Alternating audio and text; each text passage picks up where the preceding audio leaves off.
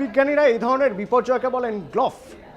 গ্লফ মানে glacier lakes outburst flood, অর্থাৎ কোনো হিমবাহ, সেই হিমবাহ ফেটে যে জলাধার উপচে বা যে ন্যাচারাল লেক থাকে সেই ন্যাচারাল লেক ভেঙে বা তার কোনো সাইড ভেঙে বা সেটা উপচে যদি জল বেরিয়ে আসে, সেই জল যে পরিমাণে বেরিয়ে আসে প্রায় লক্ষ লক্ষ গ্যালন জল বেরিয়ে আসে। এবার এই জল বেরিয়ে আসার পর সেই জল যখন আস্তে আস্তে উপর থেকে নিচে নামে তখন যে ভয়ঙ্কর ঘটনাটা ঘটে সেটা হলো এই রকম ঘটনা, হড়পা।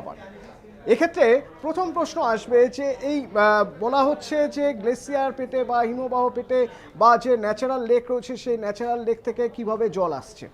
সাধারণত কোনো পাথর, বড় কোনো পাথর যদি পড়ে হিমবাহের মধ্যে, সেখানে জল রয়েছে, সেই জলে যে গ্লেসিয়ার লেক যেটাকে বলা হচ্ছে সেই লেকে শান্ত একটা পুকুরে যদি একটা থানিট ফেলে দেওয়া হয়, যেরকম জল উপচে যায় চতুর্দিকে ছড়িয়ে পড়ে, ঠিক সেরকমভাবে যদি বড় কোনো কিছু উপর থেকে এসে পড়ে, গড়িয়ে গড়িয়ে এসে পড়ে, তাহলে ওই জলাধার থেকে জল বেরোতে শুরু করে। কিভাবে বেরোতে শুরু করা হয়? একটা ধারে প্রাচীর ভেঙে বেরোবে, না হলে দীর্ঘদিন ধরে হয়তো কোনো একটা জায়গায় সিপেজ ছিল যেখান থেকে একটু একটু করে জল বেরোচ্ছিল, সেই জায়গাটা ভেঙে সেখান থেকে বেরোতে শুরু করে।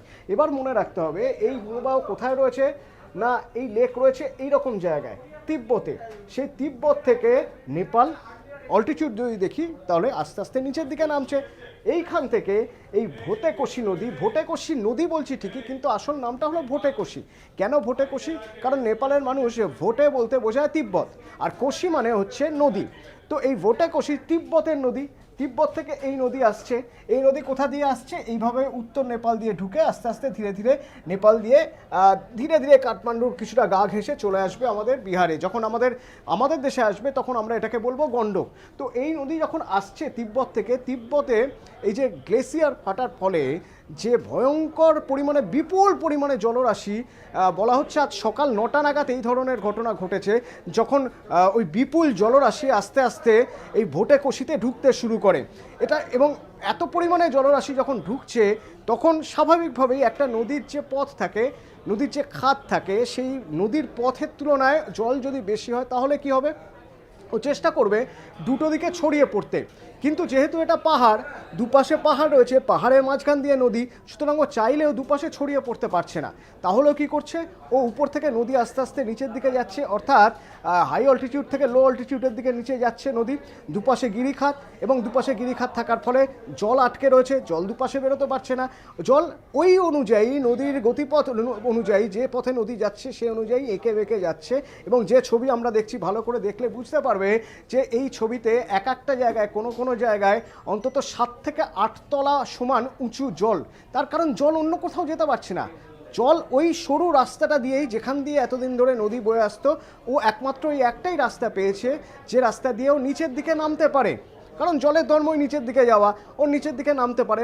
নামার সময় যেটা হচ্ছে সেটা হচ্ছে আশপাশে যে জায়গাগুলো, ধরো যে ইনফ্রাস্ট্রাকচারগুলো এখানে তৈরি করে রাখা রয়েছে দুপাশে, এই ভোটেকোশির দুপাশে যে ইনফ্রাস্ট্রাকচার, এই ইনফ্রাস্ট্রাকচারগুলো কী কী? মূলত 10 থেকে 15টা হাইড্রাল পাওয়ার, অর্থাৎ জলবিদ্যুৎ কেন্দ্র, যা নেপালের ইউএসপি বলা যেতে পারে, প্রাণ বলা যেতে পারে, প্রাণভোমরা বলা যেতে পারে এই জলবিদ্যুৎ প্রকল্পগুলো। সেই জলবিদ্যুৎ প্রকল্পগুলো যেগুলো একদম পুরো নদীর ধারে রাখা রয়েছে, সেই ইনফ্রাস্ট্রাকচারগুলো, পরিকাঠামোগুলো ভাঙতে যাচ্ছে।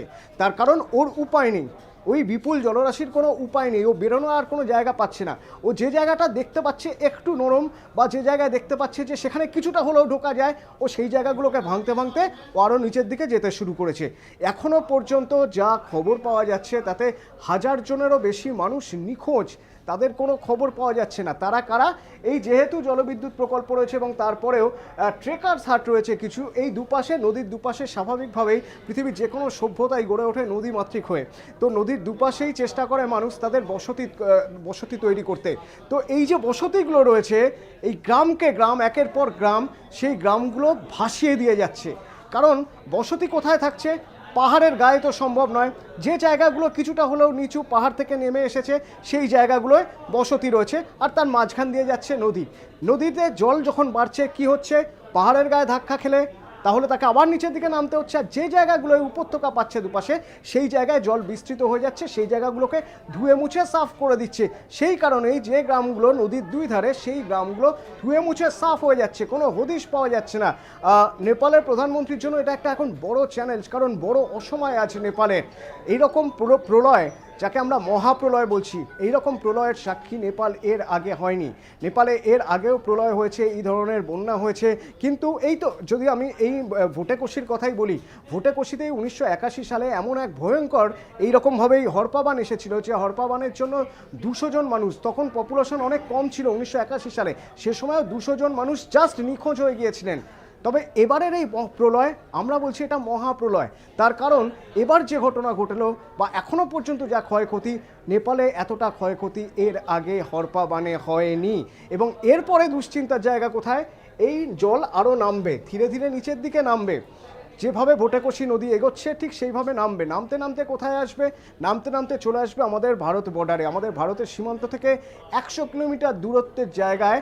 আমরা এই যে জায়গাটা, এই গ্রামটা, এই জায়গার ছবি আমরা দেখছি, সেখানে এই ভয়ঙ্কর তাণ্ডব করে দিয়েছে ভোটেকশি। এবার আস্তে আস্তে জল নামছে।